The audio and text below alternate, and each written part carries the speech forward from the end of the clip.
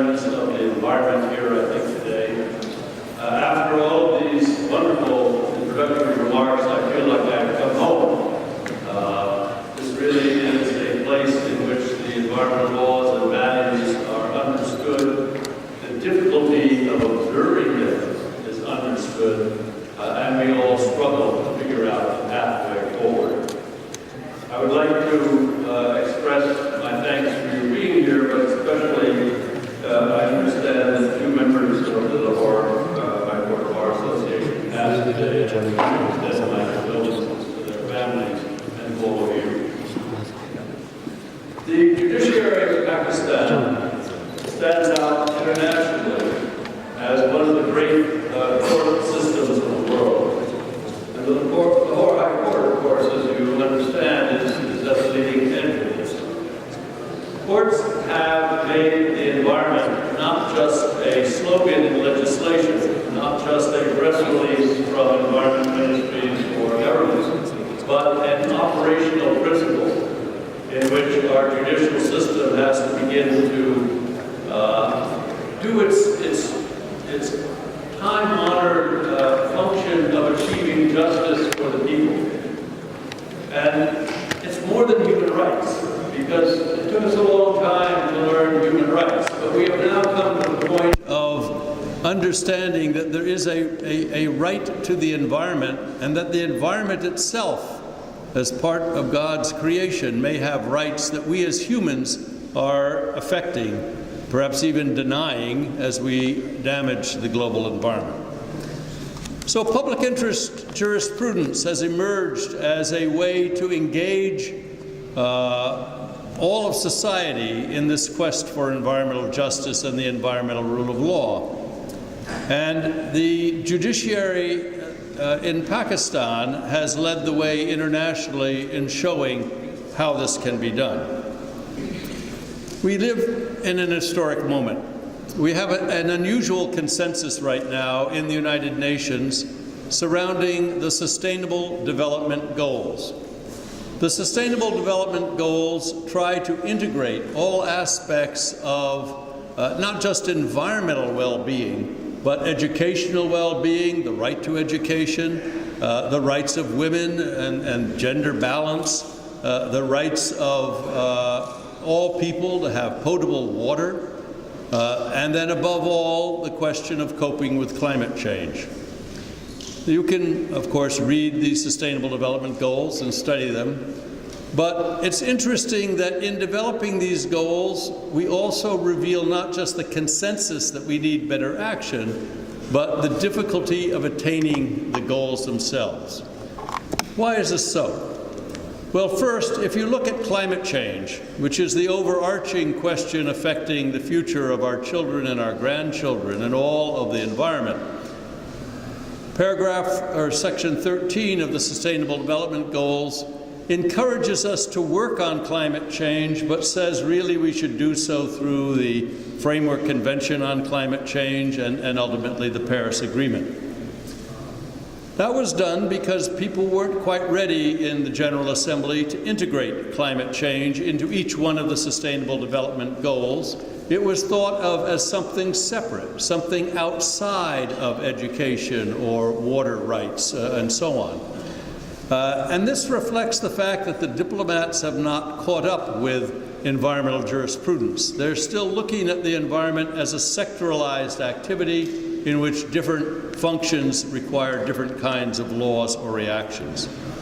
If you take a look at Sustainable Goals 14 and 15, 15 is all about protection of the terrestrial environment, because we have seen the earth around us, our habitat for species, the areas affected by floods or droughts.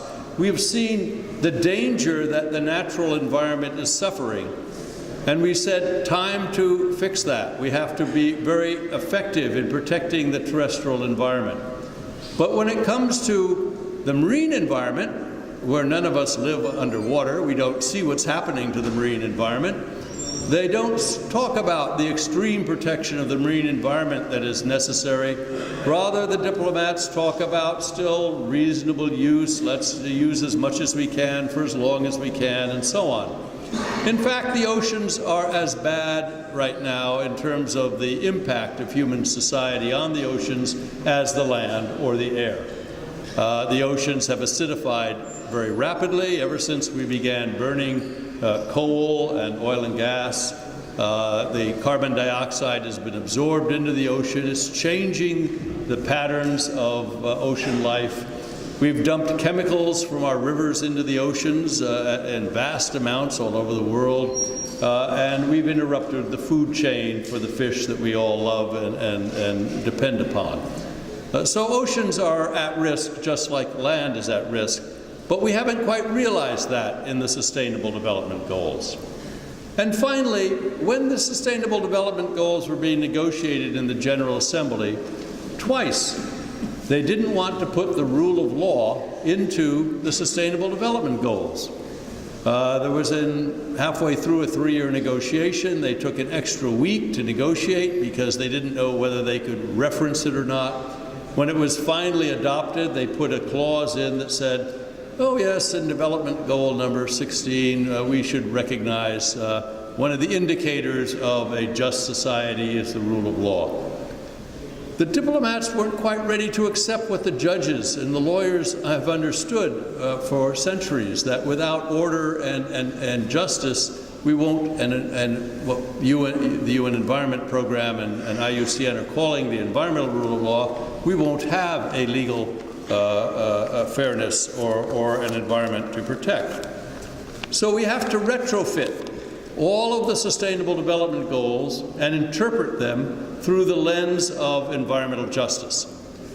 This is a big challenge because we're only at the beginning of this campaign.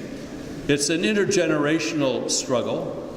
It's one that your judiciary is well advanced in understanding, and that is why I think the decisions that come out of the Lahore High Court and Pakistan's courts and the Supreme Court need to be studied internationally.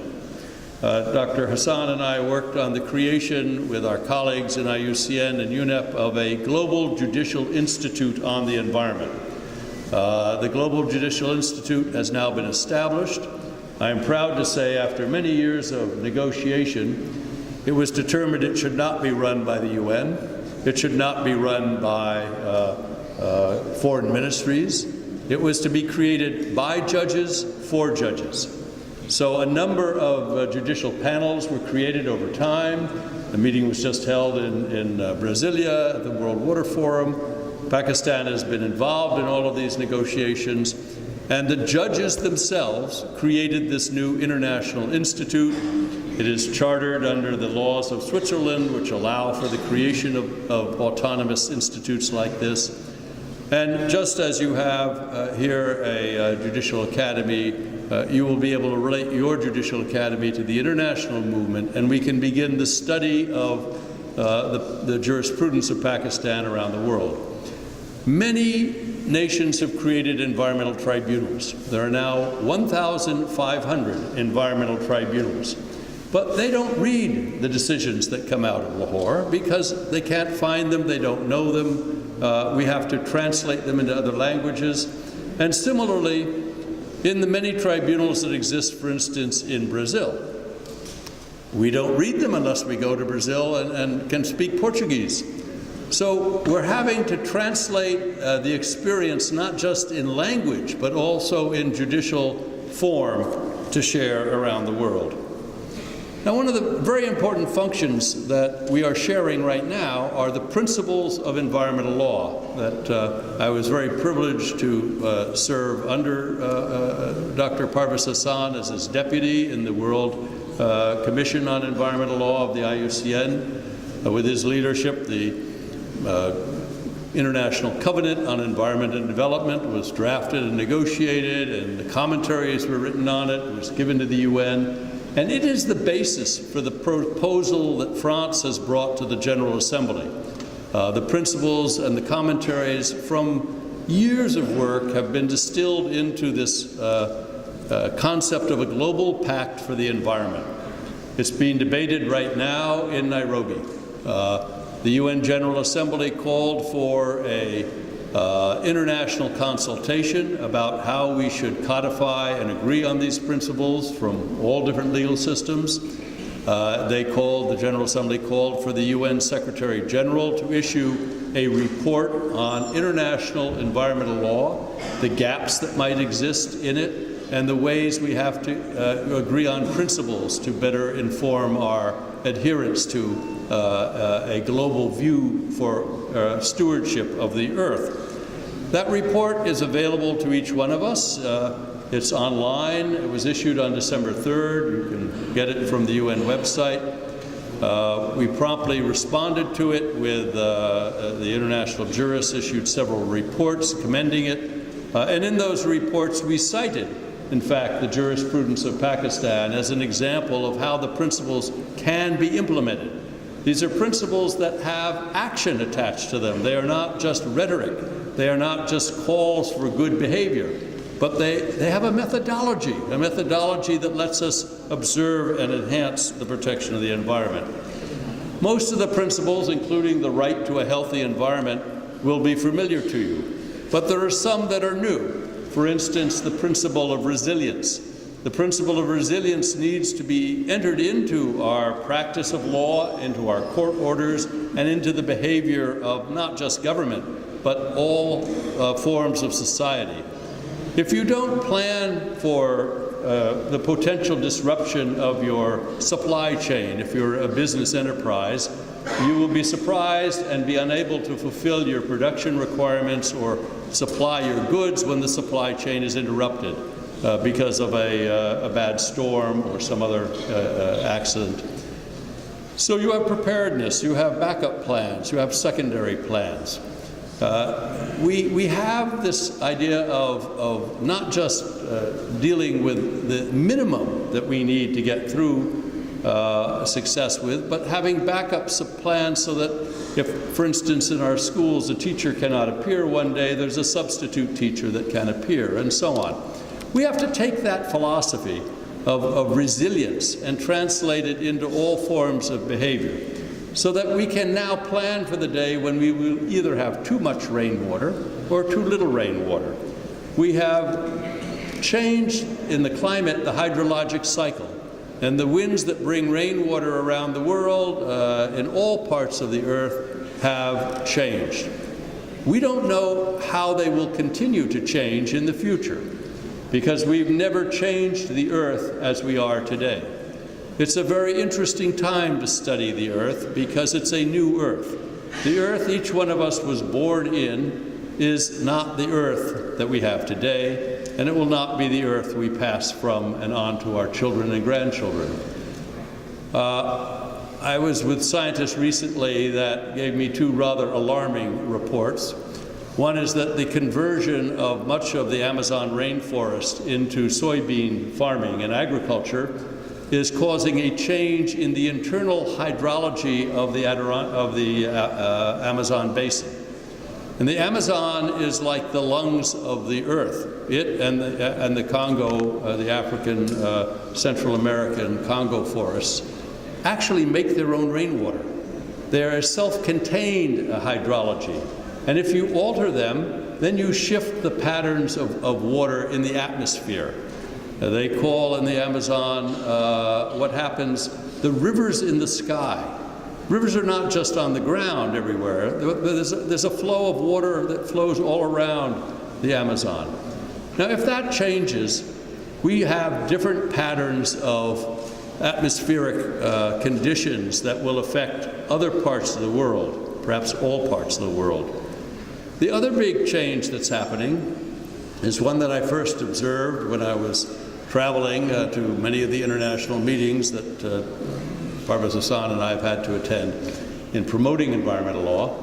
I took off from New York, from the airport. I was flying to China. In those days, you could fly over the North Pole. It was one of the very first flights after the end of the Cold War, and we were able to fly over parts of Siberia and the People's Republic of China. They established new routes. And after taking off, the captain came on. It was about an hour outside of New York, flying north. said we're getting close to the North Pole. If anyone would like to look out the window, it'll be on the right. There's a magnetic field shift here, so we're flying on manual. We can't use instruments because it interferes with our equipment. And I was awake, and so I was afraid everyone would get up out of their seats, run to the right-hand side of the plane, look out the window, and we'd all tilt a little bit. In fact, only a handful of us staggered over to the windows and opened them and looked out. And I expected to see white. I expected to see the ice-covered Arctic. Instead, what I saw were large rivers of black. The water was black. There was nothing to reflect color in it. And big islands of white. Because what had happened was the western Arctic had already begun to melt and break up. I was watching a global change in what had been the Arctic become open water. We now have agreements with the Soviet Union, with Russia, the former Soviet Union, to allow cargo ships to go across the Arctic. So you can go from Asia to Rotterdam with large ships. We've just decided, the United States and Russia, to delineate the ship passage through the Bering Sea in such a way as to protect the natural habitats there. I'm proud to say that environmentalists on both sides of that border were very effective with the International Maritime Organization in defining the protected areas the shipping would have to observe. Because if there's ever a crash or an accident with one of these giant tankers, we're in a place where no one can clean up the mess, and the mess will last a very long time. It's far away from all sorts of services. But in addition to that, the other more scary thing, that's a sort of manageable adaptation, is the status of the Greenland Ice Sheet. In Greenland, 20% of the water of the planet is above the land. It's a huge area, and it's melting fast. It's melting as fast or faster than the glaciers that you understand are melting here in the Himalayan mountains. And if it melts, and the acceleration of the melting continues, because it's speeding up, it won't be just a 17-foot rise in sea level that we experience around the Earth. It could be a 75-foot rise in sea level. Now, you can imagine what that means to any country that has a large coastline, as of course does Pakistan. We need to begin planning into the future to have resilience in the face of that kind of changing of the planet. It means that the traditions that IUCN has and the World Wildlife Fund and others have had, where we decide to have parks and protected areas in order to make sure that species will continue, has to change. We now have to set aside what I've been calling ecological zones for adaptation, where we will plan, if we wish to have other species continue, where should be their food? Where should be their nursery and breeding grounds? How will we maintain a livelihood for other kinds of life as well as for our own? And this affects agriculture, because of course we have to have not just places for farming, but we have to have places where insects that are important and birds that are important for pollination can continue to thrive, or we will not have the agriculture that we all depend upon. I sketched this out for you because I think what's happening in Nairobi is of fundamental importance. We are coming up with a new global pact for the environment. I think it will emerge. I think we will get to a state in which we have a new set of ecological principles, but all of them will just be rhetoric unless the courts and those of you who practice public interest litigation in this bar association take the initiative to turn the rhetoric into plausible, credible, and effective action. This is really the challenge of environmental law in the future. It's taking rules such as environmental impact assessment, which we don't do very well, but we're going to have to do in a new way now. We're going to have environmental impact assessment for adaptation to climate change, for ensuring resilience in the face of climate change. And we can do that. The nice thing about what we've learned in my lifetime, when I was a student, there was no environmental law, nor was there in the time Dr. Parvez Hassan was a student. We had to create a whole new field of environmental law. It is infinitely humbling and rewarding to have Justice Javad and others who have carried this on be so effective and so enthusiastic about building up the field further, because it is really, as I said earlier today once, a relay race. We are passing on this work in environmental law. I was privileged to go through the museum of this High Court, and here there is a relay race in passing on the capacity for justice and the administration of justice from one generation to another. I've seen the photographs of all, or the paintings of all of the former Chief Justices. It's an extraordinary legacy you have here. So I believe that you will continue to be one of the leading parts of the world, perhaps the leading part of the world, in establishing what it means to have effective environmental rule of law during this time of climate change. Every nation faces the same set of challenges. None of us are immune from it. All of us have to learn from each other.